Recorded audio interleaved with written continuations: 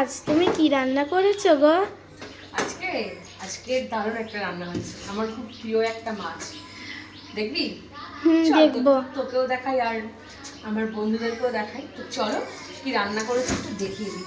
দেখো, না এটা পরে দেখাবো, এটা এখন দেখানো যাবে না।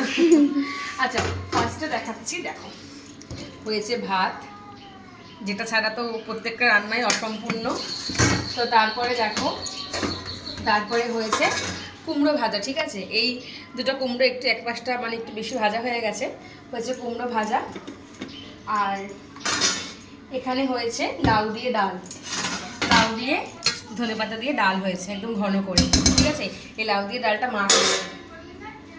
আর দেখো শুকনো মানে আমাদের কাঁচা মটর ছিল, মটরগুলো ছাড়ানো ছিল, এটাকে একটু পেঁয়াজ দিয়ে ভাজা করেছে মা। আমি একটু খাবো, আর সিজারা তো অল্প অল্প করে খাবে, আমরা খাইনি।